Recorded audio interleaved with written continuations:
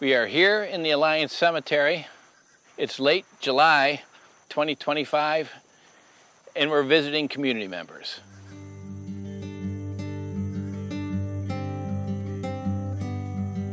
We're here in one of the earliest parts of the cemetery. I'm standing next to a monument to early settlers, the location of whose graves are not known with certainty. We're here in the children's section of the cemetery, where many infants and young children are buried. This is baby Kramer. My grandfather, for whom I was named, came here a couple of years after the original settlers founded Alliance Colony.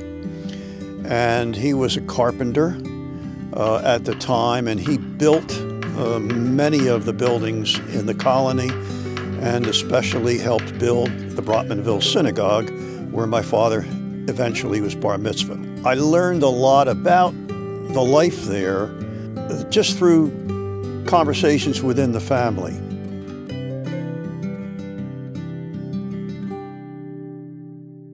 We're here at the Alliance Chapel, right next door to the Alliance Cemetery in Norma, New Jersey. We're celebrating the renovation of the Alliance Chapel, which has been refurbished and made into a richer exhibition of the history of the Alliance Colony. I'm standing in front of one of the historic panels. There's 8. This one is talking about the early history, Russian pogroms, immigration out of the Pale across Europe, eventually coming to New York City. On May 9th, 1882, 43 founding families arrived at Bradway Station, just outside of where the Alliance Colony would set up on the western shore of the Morris River.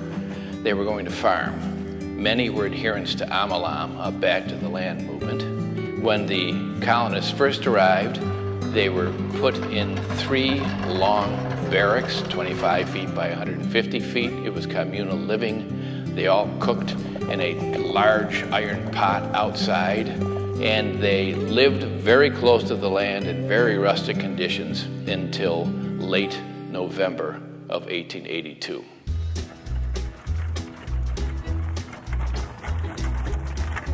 By November, the Hebrew Immigrant Aid Society had constructed houses for each of the families. They were placed in the houses with about 15 acres each for their farm, given small implements. They were taught simple farming procedures, and life began in the new colony. South Jersey was developed along the lines of an ethnic archipelago. They wanted to develop on small farms that were self-sufficient. 5 and 10 acres would be enough in the 1860s, 1863, and the whole self-sufficiency movement started and appealed to people from Southern and Eastern Europe. First the Germans, then later the Italians, and later the Jews. All came here just not to starve again. 1883 was the first full year of farming for the colonists. By then there were over 400 men, women, and children. They were struggling with sandy soil, learning how to farm. They were pulling stumps, chopping down trees. 1884, 1885 were difficult years. The colonists struggled. But they struggled heroically. By 1890, the colony is on a firm footing.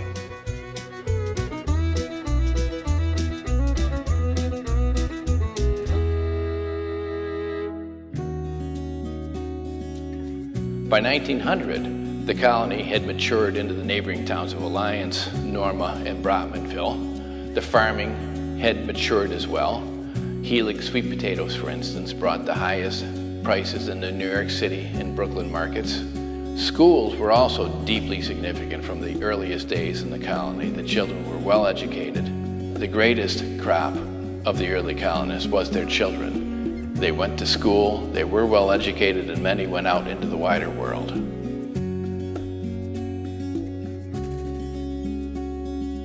Life in Alliance was hardworking, but also fun. Our exhibition describes the Norma Alliance Beach, which generations of community members enjoyed on the Morris River.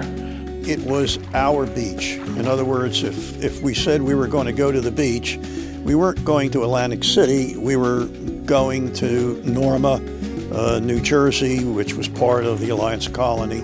We also described the Norma Athletic Association. Its baseball team was avidly followed and successful. Life in Alliance was good. Central to the farming display in the chapel are the Ark and Bema from the Broughtonville Synagogue, decommissioned in 1981. The synagogue was a mile down Gershel Avenue. The Ark and Bema were brought here for display. The Alliance community has always honored its forebears and celebrated the achievements of the community.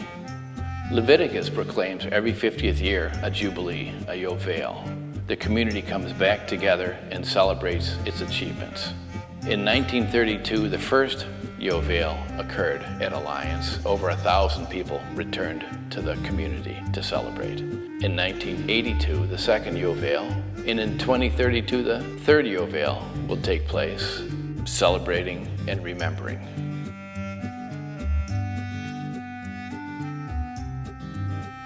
This was a slice, not just of Jewish history and immigration in this country, but of the overall mosaic of immigration. It was a piece of it. It was, to me, a fantastic story. Here are these people who were not allowed to own land for 600 years. All of a sudden, they're in this experiment that they're going to be farmers in an area where they're wearing funny clothes and they speak a funny language and they have their different religion, and they're just dropped down in the middle of the moon. And it just, for them to survive, to do well, and then for their children to leave and flourish in society in America at a time when we didn't have all of the social programs that we have today. It was just the neighbor taking care of neighbor and the small government taking care of what they could. To me, it was kind of miraculous. And I thought that it's a story that really should be told.